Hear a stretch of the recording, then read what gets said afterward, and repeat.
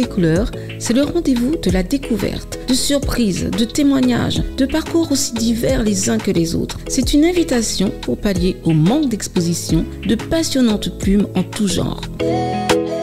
Lire de toutes les couleurs, c'est une fenêtre ouverte sur l'échange de ma passion du livre avec toi, lui, elle.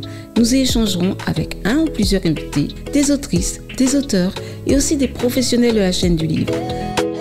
Je t'invite à suivre ma nouvelle émission hebdomadaire. Bonjour Marie-Andrée Cipru, je suis ravie de te retrouver sur Lire de toutes les couleurs. Donc nous allons parler un peu de ton parcours qui est très très riche. Hein. Et j'ai regardé la biographie, on a fait ça comme ça, tu les yeux en l'air. Ah oui, attends, tu es martiniquaise, psychologue, psychothérapeute. Tu vas nous dire tout ça, et cofondatrice en 1995 et ancienne responsable clinique de l'association plurielle Centre de consultation ethno-psychologique pour migrants. Alors ça y est, à Genève. Tu es installée à Genève depuis combien de temps? Ça fait un certain temps, parce que je suis venue à Genève à la fin de mes études secondaires pour faire l'université. Donc tu vois un peu. Oui. Alors, je suis venue à Genève pour faire l'école d'interprète. Oui. Et là, j'ai rencontré quelqu'un qui est encore avec moi maintenant. Et j'ai eu un fils. Donc, voilà, je me suis installée à Genève. D'accord. Et bon, depuis Genève, j'ai beaucoup voyagé, mais ma base était à Genève. Donc, tu es née en Martinique. Ça veut dire que tu es partie de la Martinique pour aller à Genève? Non. Non. Je suis partie de la Martinique à 12 ans. Ah oui. Pour venir à Paris avec ma Paris. mère et mes frères et sœurs. Donc tu as une première vie, un premier début de vie en Martinique. Voilà. Jusqu'à l'âge de 12 ans, tu n'avais pas bougé. Non. D'accord. Et même pas tellement en Martinique, parce qu'à l'époque, on se déplaçait. On se déplaçait plus difficilement. Mais entre Saint-Pierre et Fort-de-France, oui. Et Rivière-Pilote aussi. Comme on dit, tu es quelqu'un de Saint-Pierre. Ah ouais. La ville en noble. Forme Saint-Pierre. En forme Saint-Pierre. La ville, la commune noble. Oui, oui, oui. Noble, malheureusement, parce qu'elle est à cause de son passé. Voilà. Le volcan, d'ailleurs, le volcan. Oui.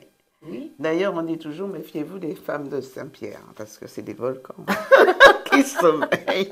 Le volcan qui sommeille, voilà. Et donc, qu'est-ce que tu retiens de cette enfance en Martinique? C'est une magnifique période de ma vie, parce que j'étais tout à fait insouciante. Oui. J'étais la dernière d'une fratrie de 4. Et mes frères et sœurs disent que j'étais gâtée. Moi, je ne crois pas. Hein, mais j'étais surtout maligne. et je passais au travers des sanctions parce que je savais très bien me tenir quand il le fallait, et très bien mal me tenir quand je risquais rien.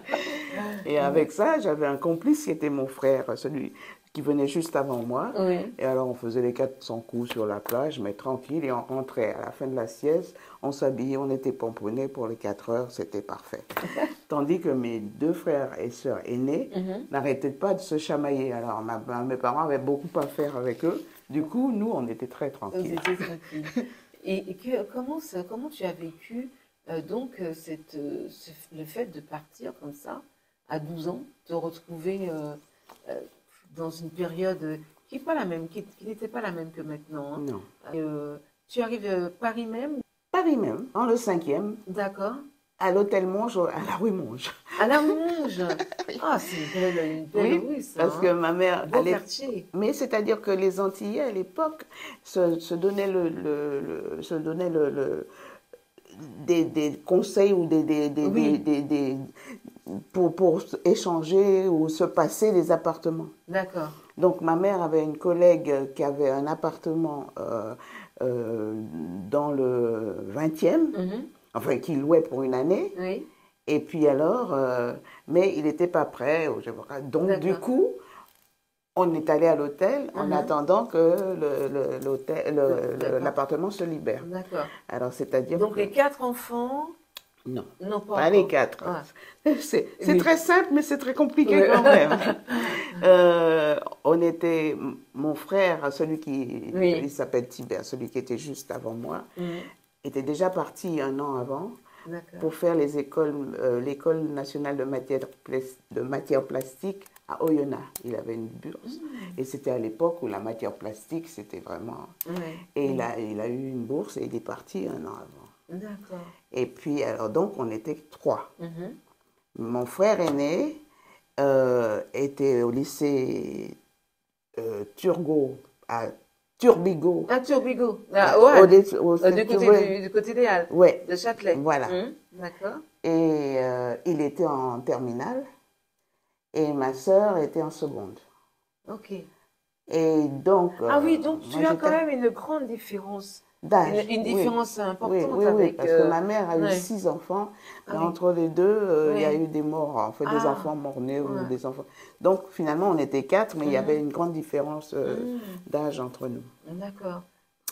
Alors, ma mère était venue en année sabbatique, ou je ne sais pas comment on appelle ça, parce qu'elle était dans l'enseignement.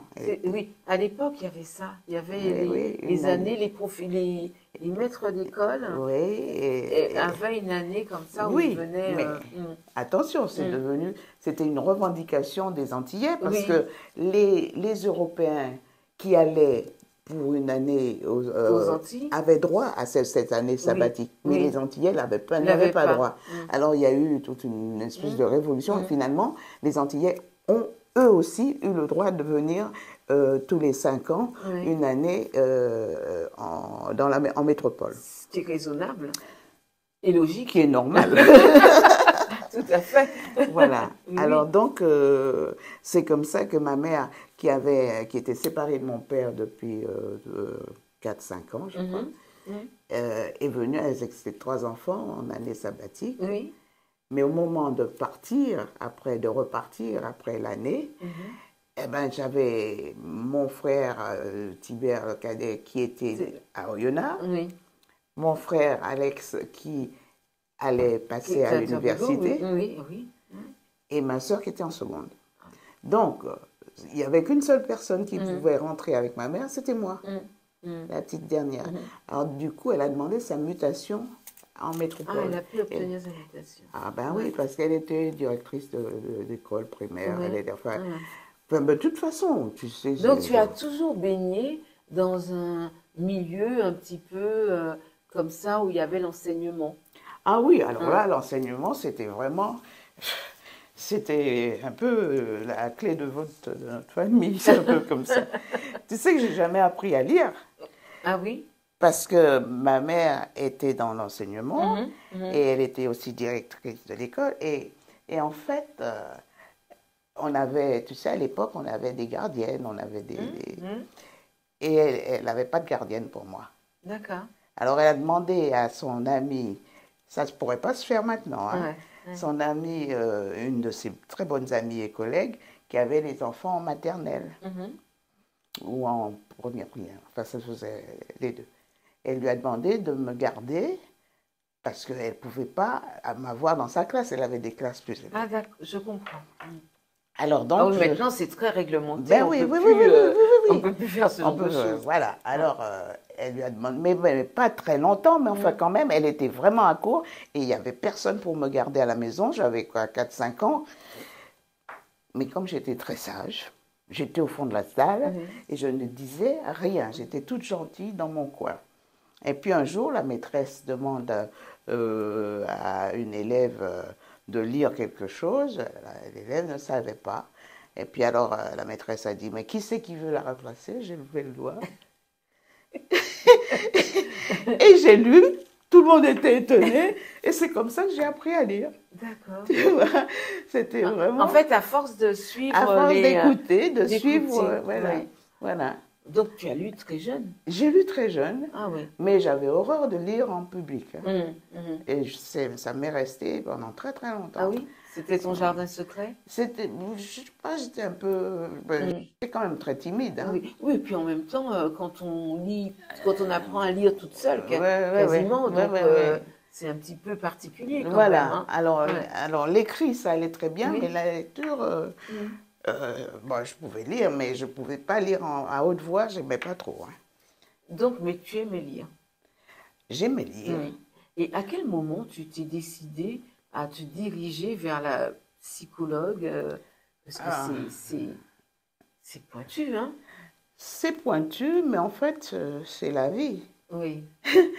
À Genève, donc, je suis venue à Genève parce que j'adorais les langues.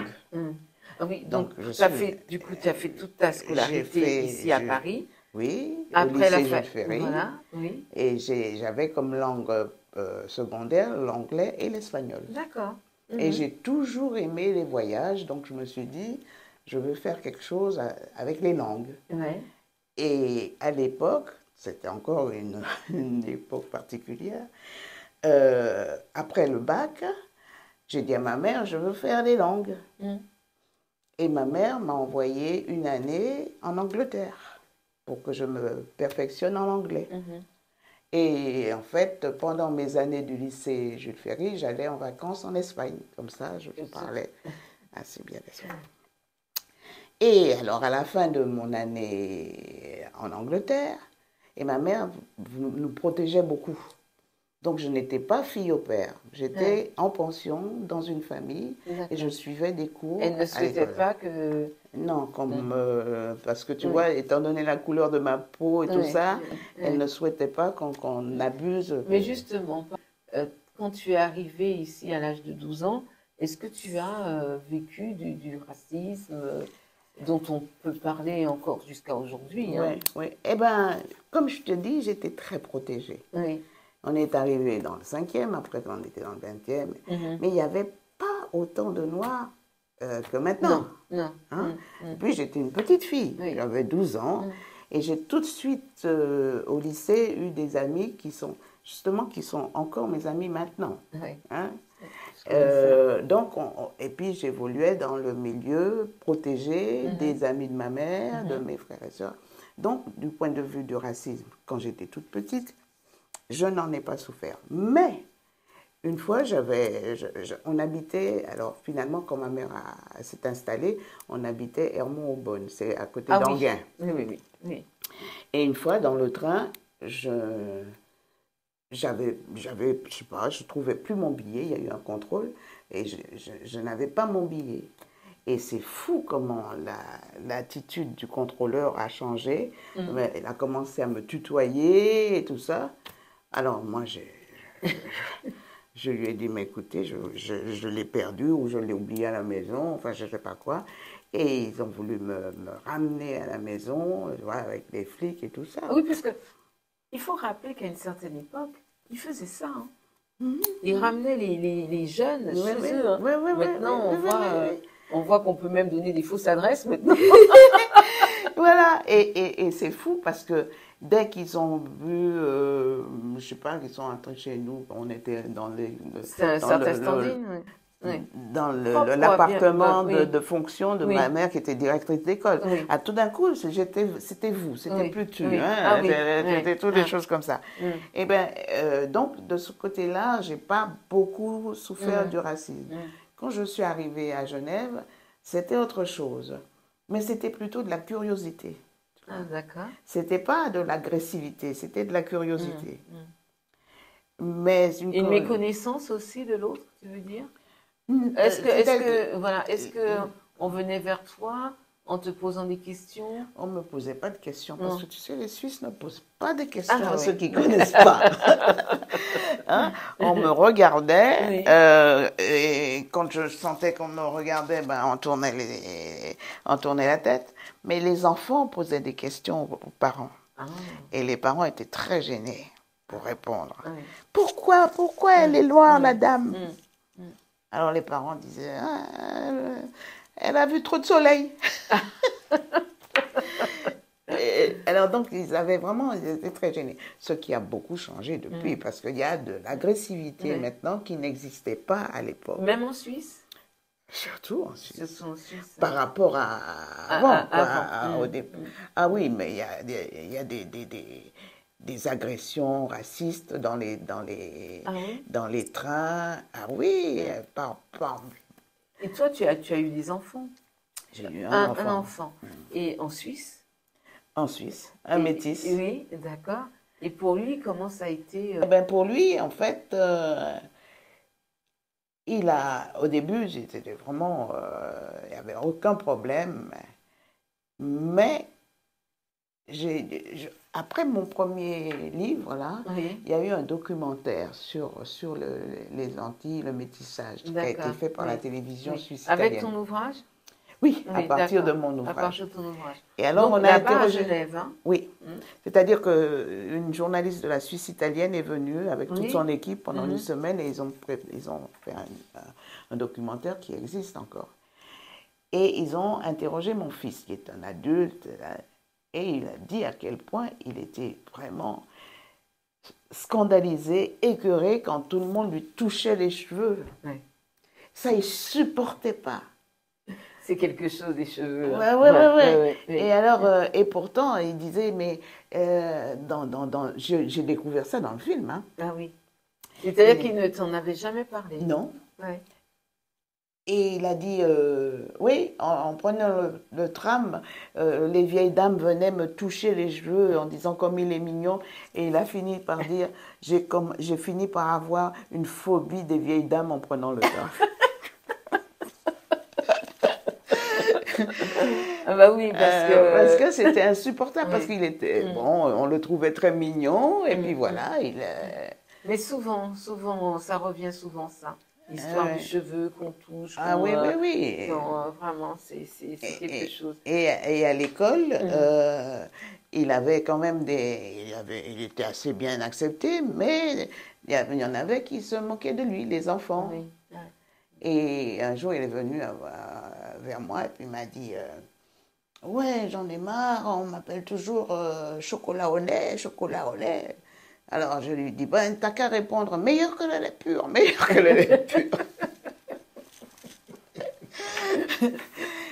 Et puis, bon, c'était pas traumatisant, disons, pour eux. D'accord. Mais je dois dire que le racisme a vraiment augmenté, pas qu'en Suisse, hein, partout en Europe, avec l'insécurité et tout ça, c'est devenu vraiment un alibi, si tu veux. On peut se poser des questions d'ailleurs. Comment se fait-il que nous soyons aujourd'hui au XXIe siècle et puis qu'on a même pire qu'un retour en arrière, puisqu'on n'avait pas ça à l'époque. On n'avait pas tout ce qui pouvait se passer, tout ce qui peut se dire. Il y a des choses tellement ignobles qui se disent qu'on se dit, mais où ils vont chercher ça? Ben, la parole s'est libérée aussi, pour plusieurs choses. Pour beaucoup de choses. Pour beaucoup de choses. Et malheureusement, et quelquefois, elle est suivie d'actes. Il y a des actes agressifs qui sont vraiment... Et à quel moment tu t'es dévié des langues pour aller en psychologie? D'un seul coup, tu as eu envie, tu t'es dit, justement, il y a tellement de gens à... Non, c'est pas comme ça, c'est un peu le hasard. C'est un peu toujours le hasard. Moi, je voulais faire les langues, hein. Et puis, bon, je voulais être interprète parlementaire parce que je voulais voyager. Choisi. Ah oui, d'accord. Je voulais voyager. Donc, tu veux nous dire que quand on est interprète parlementaire, on voyage. On n'arrête pas d'accompagner les gens partout dans le monde. Et moi, j'aime les voyages. Alors, je voulais faire ça. Bon, le fait d'être coincée à Genève, enfin, coincée entre parenthèses, avec un enfant, parce que j'ai eu un enfant tout de suite, mon désir de voyage a été différé, disons. Mais j'ai continué à faire. J'ai fait quand même le diplôme de traducteur. Et après ça, il faut faire interprète, traducteur-interprète, interprète. Oui, il y a différents degrés. Hein. Et entre-temps, on avait un grand appartement parce que mon mari elle vivait chez sa mère et sa grand-mère qui sont mortes toutes les deux. Donc, on avait un grand appartement, on louait. Hein. Mais pour avoir des sous, on louait 2 des chambres. Parce qu'on était tous les 2 étudiants. Vous étiez déjà dans le système de Airbnb. Sans nommer le nom. Voilà. Et bien, c'était des chambres vraiment, alors, à des étudiants. Oui. Et alors, une des étudiantes s'est mariée, j'ai été sa témoin de D'accord. mariage. Donc, on a gardé de très, très, très bons rapports avec... et l'autre étudiant avait une copine qui habitait Paris et qui venait quasiment tous les week-ends chez nous. Et elle faisait la psychologie. Et alors, donc, on parlait de psychologie, comme ça m'a... Dans la discussion. Voilà, tout, voilà, ça m'a trotté un petit peu dans la tête. Et puis, quand j'ai vu que je ne pouvais pas être interprète, Ouais. je me suis dit que la psychologie, c'était peut-être pas mal. Et c'est comme ça que j'ai viré. Et as-tu été déçue? Ah, pas du tout. Quelques années après, toujours pareil? J'ai adoré mes études de psychologie. Voilà, alors, est-ce que ça a été, au moment où tu as découvert la psychologie, est-ce que ça a été un début d'une passion? Non. Non? Pas tout de suite. D'accord. C'était justement quelque chose qui incitait ma curiosité. Je travaille toujours avec ma curiosité pour toutes sortes de choses, mais là, la psychologie, c'était vraiment essayer de comprendre comment fonctionnait la personne humaine. Et je t'assure que c'est fascinant. Ah oui, je m'en doute. Alors, c'est fascinant. Et donc aller dans ces travers, puis j'avais des professeurs absolument fabuleux, comme par exemple Piaget. Moi, je suis encore une des rares personnes qui a eu Piaget comme professeur. Et puis, alors, il y a eu et puis, ça vous marque, quoi. Et puis, alors, Poli pour la pédagogie. Enfin, vraiment, j'ai eu des professeurs absolument extraordinaires.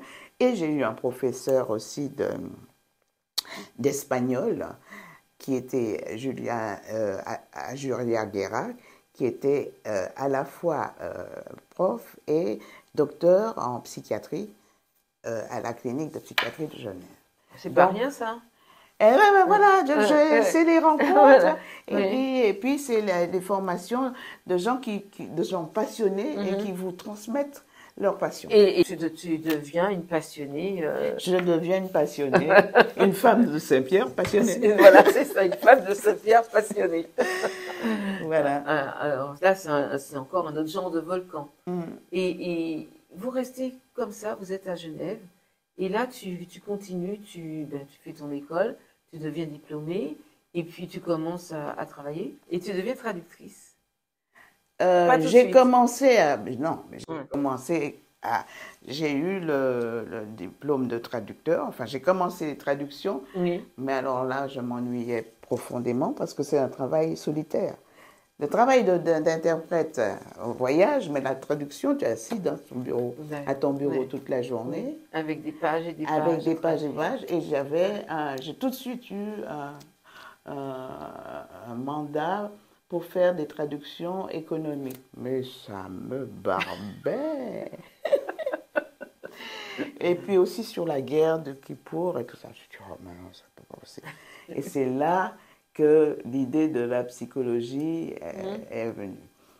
Et donc, j'ai viré tout de suite, enfin, tout en continuant un peu les traductions, je me suis lancée dans la psychologie. La psychologie, c'est quand même pouvoir écouter l'autre avant de lui dire nanani, nanana. C'est vraiment un pouvoir d'écoute. Et là, je t'assure qu'il y a peu de gens qui peuvent écouter. C'est impressionnant. Et puis après, en fait, après l'écoute, c'est pas du soin, c'est de l'échange. Absolument. C'est ça. Et c'est essayer. Mais c'est même pas conseiller. C'est essayer à travers la conversation, à travers le langage, d'amener l'autre à voir ce qu'il lui faut. Tu lui ouvrir des petites cases, lui ouvrir les doigts, absolument. Lui ouvrir les yeux, lui ouvrir voilà. Ça, hein. Voilà. C'est vraiment, et de comprendre, mais aider l'autre à comprendre ce qui lui arrive et où il va et comment il y va. De toute manière, c'est pour ça que c'est passionnant. Absolument. Absolument. Parce que vraiment, en plus, tu n'es jamais avec les mêmes profils. Donc à chaque fois, quand on dit est-ce qu'il y a un profil type, il n'y a pas. Non, il n'y a pas. Et c'est ça qui est passionnant, parce que justement, chaque personne a son histoire, chaque personne a son parcours. Et jamais, enfant, tu ne t'es ressenti cet élan-là? Non, Non. non. Mais j'aimais écouter, j'ai toujours aimé écouter, j'ai toujours aimé les histoires. Toutes les histoires, ça j'adore. J'adore toujours d'ailleurs. Oui, et puis, Hein? oui, puis tu écoutes, et puis quand on te voit sur des réunions littéraires, tu es toujours à l'écoute de l'autre. Ah oui, oui, oui, ça, d'un auteur, d'une autrice, c'est ce qui est intéressant. Avant des ouvrages, est-ce que tu as écrit beaucoup d'articles avant d'écrire tes ouvrages? C'est-à-dire qu'en tant que psychologue Oui. et en tant que responsable clinique à Pluriel, j'ai préparé et je suis allée dans plusieurs colloques internationaux. Je suis d'ailleurs allée à Bruxelles pour présenter des cas. Et puis, donc, à partir de mes colloques, on a toujours, tu sais, quand on est psy, quel que soit le niveau, il faut qu'on ait un superviseur. Parce que sinon, pour pas... Oui, pour ne pas... Alors, pour te donner un petit exemple, j'ai présenté un cas à Bruxelles sur une jeune adolescente qui venait de la Bosnie et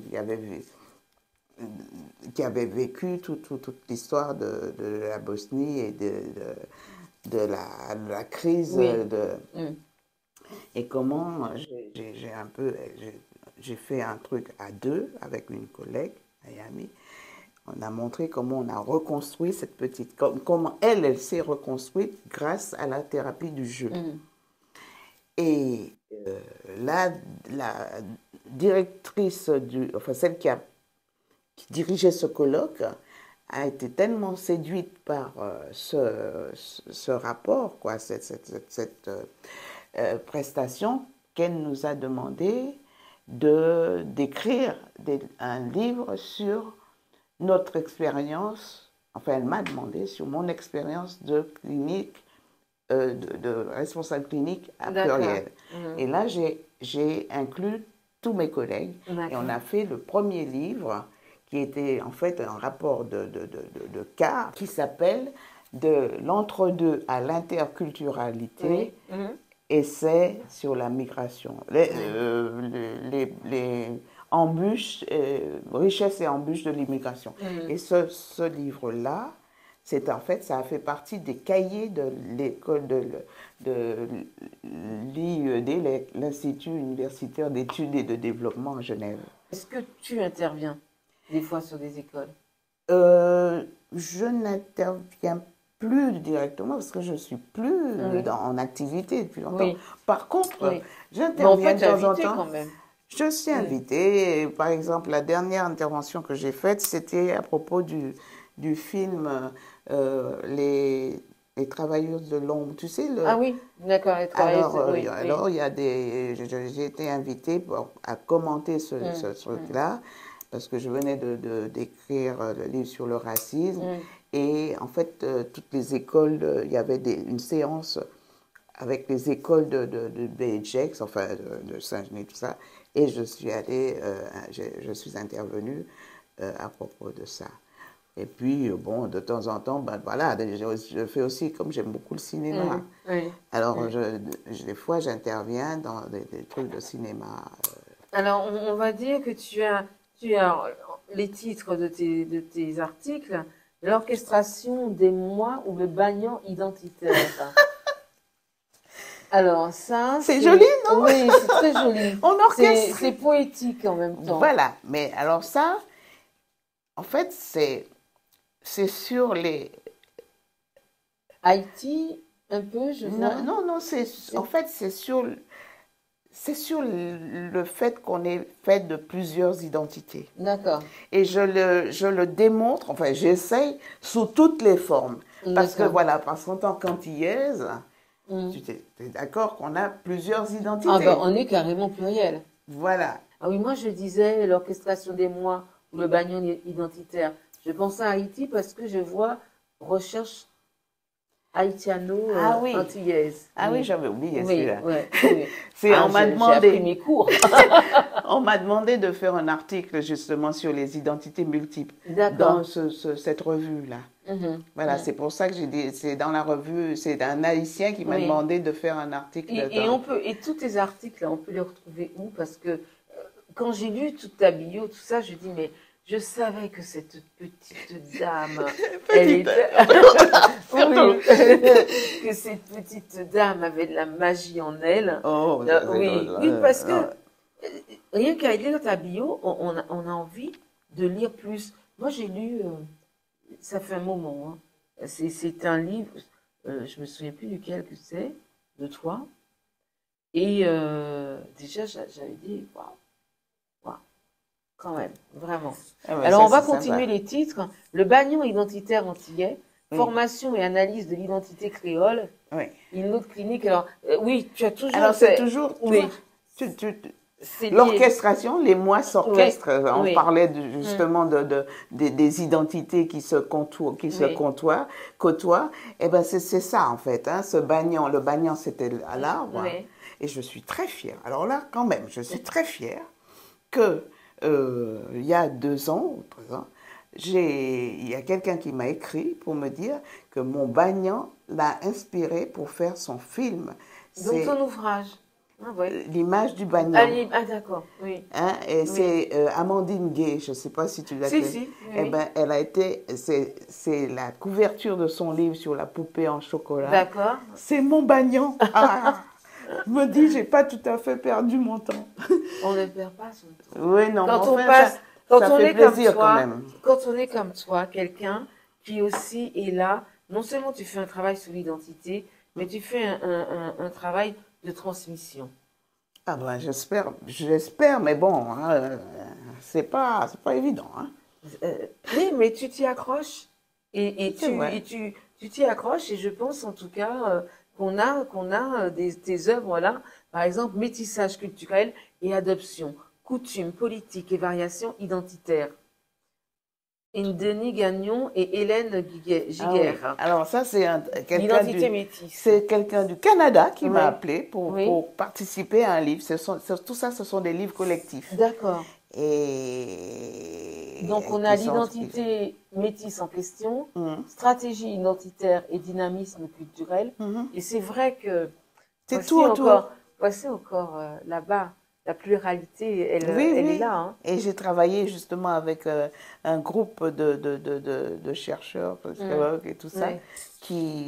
qui venaient de partout. Mm. Et ça m'a vraiment beaucoup enrichi, moi aussi. D'autant qu'ils ont reçu pas mal, on va dire, d'Haïtiens Mhm. chez eux. Mhm. Donc, Mhm. c'est le fait de vivre comme ça aussi avec Haïti. Entre Oui, guillemets, oui, qui oui, fait oui, que oui, il y a oui. eu une autre évolution, en tout Mhm, cas, mhm. de leur part. Et alors, on a Saint-Pierre sous le Léman ou les Alpes tropicales, construction identitaire et relations dans l'altérité visible des couples mixtes. Alors là, c'est toi et ton compagnon. Attends, je reprends le titre. Saint-Pierre-sur-Léman. Saint-Pierre-sur-Léman ou les Alpes tropicales, Eh ben ouais. construction identitaire et relations dans l'altérité visible des couples mixtes. Ben, Oui. c'est moi et c'est tous les couples, ce sont tous les couples Oui. qui sont mixtes. Oui, oui. Hein? Oui. Mais bon, je parle de moi parce Oui, que bien sûr. je connais quand même un tout petit peu. Oui. Mais je parle de moi, mais j'élargis Mhm. sur les couples mixtes en général, tu vois. C'est une réflexion sur le couple mixte D'accord. à partir de mon vécu À partir de ta base. et aussi d'autres personnes Oui. qui vivent la même chose que moi. Est-ce que lorsque les gens te parlent justement de leur vie et tout là-bas, en même temps que toi, est-ce que tu retrouves des similitudes de ce que toi tu as pu vivre? Oui, je retrouve des similitudes et je retrouve des différences parce Oui. qu'on a, comme tu le disais tout à l'heure, on a tous un vécu différent. On est tous et il Et y comme en a. nous avons des personnalités différentes, Voilà, à même situation, nous allons la vivre autrement. absolument. Et il y a beaucoup de gens qui vivent la mixité ou même le métissage comme une souffrance. Et ça, on le retrouve très, très, très souvent. Et c'est un de mes combats, ça. Oui, c'est terrible. Hein, c'est C'est vraiment un de mes ouais, combats. ouais. Et c'est pour ça que je poursuis avec mon bagnon. Ouais. Et j'étends ses branches le plus possible. Et nous avons donc la Caraïbe en quête d'identité et la Martinique face aux défis du 21e siècle. Et qu'est-ce que c'est bien d'avoir écrit là-dessus? Parce que je pense qu'on ne s'était pas rendu compte, après c'est ma petite analyse personnelle, hein, bien sûr. de par mes lectures, de par les articles, de par tout ce qu'on peut voir qui se passe chez nous, je pense qu'on n'avait pas pris la notion de cette responsabilité qu'on aurait au passage de l'an 2000. Donc il y a eu un petit temps où nos pays, nos îles étaient floues, quoi. Et pour moi, hein, je pense qu'on n'avait pas pensé qu'on aurait eu notre mot à dire. Eh bien oui, mais maintenant on se bat pour le dire. Oui, c'est ça. Ouais. Et c'est sous je plusieurs pense aspects. je pense qu'on s'était pas dit, mais c'est le moment, c'est l'an 2000, c'est le moment pour parler, c'est le moment pour faire des choses, mais faire, en tout cas faire en grand, je pense. Et alors, de quoi tu nous parles dans tout ça? Eh bien, faire des choses, c'est ce que nous, avec notre collectif, on essaye de faire, mais on essaye surtout de pousser les gens à faire. Parce que on a constaté que les Antilles, pas seulement la Martinique, ont une espèce de... sont des lieux schizophrènes, si tu veux, hein. Mais on a du mal à sortir de sa position victimaire d'anciens peuples esclavages. Merci. Pour se redresser et dire nous sommes les égaux des autres et donc nous revendiquons notre place en tant que particularité et non infériorité. C'est ça. Et c'est ça mon travail en ce moment. C'est que vraiment, mais arrêter ton travail, là, par exemple, ton ouvrage, le tout dernier, qui est sorti quand? En octobre. Voilà. Et là, donc, pour faire cet ouvrage, tu as travaillé combien de temps? Tu as rencontré du monde? Non, on a travaillé, en fait, c'est un ouvrage collectif. Alors, moi, toujours, ma part, j'essaye de la limiter à l'identité, aux identités. Mais je travaillais, on est toute une équipe de géographes, économistes, juristes, sociologues. On a toutes les... Donc, en fait, vous réunissez... On se réunit très... mais de toute façon, une fois par mois, et quand on en a lu, beaucoup, quand on a un livre en chantier, beaucoup plus souvent. Et puis, on se voit aussi, parce que le centre de notre collectif est à Nantes, mais on se voit à Paris, à Nantes et à la Martinique. Donc tu fais le voyage. Je ne vais pas à la Martinique, hélas, mais ça va venir, ça va venir. Mais je vais souvent à Nantes et les Nantais viennent à Paris aussi. Quand j'y suis, on essaye de se retrouver. Et surtout, on travaille par Zoom ou par... parce que tout ça, c'est pointu. Hein. Donc, c'est-à-dire qu'il faut que ce soit dans la vérité. On est d'accord? Absolument. Et surtout que ce sont des essais. Donc, on parle on parle de la situation politique, économique, sociale, affective. Alors, combien d'années d'écriture hors les articles? Eh bien, en fait, j'ai commencé à écrire vraiment ce livre qui s'appelle Outre-mer, Essai sur le métissage, une fois que j'ai terminé avec Pluriel, avec mon association. D'accord. Donc, ça va faire 20 ans quand même. Et c'était un petit peu le hasard, hein, un petit peu poussé par Trilles Chamoiseau. Enfin, tu vois, c'est quand même pas mal. Oui, c'est bien. Et c'est lui qui m'a poussé, qui m'a entraîné. Lui m'a dit, justement, en ayant lu le recueil sur les embûches et les richesses sur d'accord. Il a lu ça et puis il m'a dit, mais il faut absolument continuer. Et il m'a vraiment encouragé jusqu'à la sortie. Alors donc ça fait, ça va faire 20 ans. Et puis alors, écoute, mais des distinctions. Ah, bon. Oh, bah, Tu sais, off. Ah alors- non, madame, elle a le prix de la littérature d'outre-mer, Ouais. dessiné par la ville de Saint-Cyr Saint-Cyr, l'école, oui, vraiment, c'était le premier. le dans tout la premier. 3e édition de son salon Délivrez-vous, Mhm. pour Outre-mer, essai sur le métissage, Le tout premier en livre. mai 2014. Voilà. Donc, le tout premier ouvrage, donc c'est mai 2014, là où tu mets... Où j'ai le premier prix. Voilà. c'est Voilà. ça. Et après, tu es sélectionné pour le prix Fetkan, Oui. Marie Scondé en 2015, Mhm. et pour la catégorie mémoire, parce que c'est vrai que tes ouvrages, c'est la mémoire. Oui, ce ne sont pas des romans, comme Non, je te voilà, disais oui, tout à l'heure, oui, ce oui. sont des essais Mm. et c'est pas. Voilà, donc c'est basé Mais un en peu même sur temps, les tu faits pourrais de- presque tirer de tous tes ouvrages là pour faire un petit roman. Presque. Dis donc, Tu pourrais tu presque. trouves que j'en fais pas assez? Tu pourrais presque. Mais oui, parce que franchement, mention spéciale en 2018 à la Plume Antillaise pour Fille d'Ariane des Antilles et d'ailleurs, Fortina Édition en mars 2018. Hein. Et enfin, Et, le tu prix. as, et tu as des prix- titres. et le Tu as, prix tu as Fetkan. les titres. Tu as les titres de romans. Alors, tu sais, quand j'étais à Pluriel, là, Ouais. j'avais une collègue qui me disait, tes titres sont toujours, tu trouves toujours des titres. Oui. Bien. Je sais pas, j'aime bien chercher des titres originaux. Oui. Et je sais pas, ça me vient comme ça. C'est pour ça que. Mais mes moi, je me titres- souviens que la première fois que je t'ai vue, j'ai pensé que tu étais une poétesse. Ah oui? Oui. Eh ben, tu vois, quand j'avais 14-15 ans, j'ai écrit beaucoup de poésie. Mais bon, C'est ben, comme quoi depuis, que- Ouais. depuis On sait jamais, hein. l'identité Médaille me tape. d'honneur de la ville de Saint-Genis-Pouilly Oui, ça, en c'est- janvier 2019. Oui, ça c'est ma ville. Ben, Ouais. ben, quand ils ont vu, ben, c'est une toute petite ville, hein. Maintenant, Oui. elle a quand même 16 000 habitants, mais bon. En fait, tu en es la présidente. Surtout pas parce qu'il y a tellement de trucs politiques. Moi, je veux pas faire de politique. Non, mais quand ils ont vu que j'avais le prix Fetkan, Oui.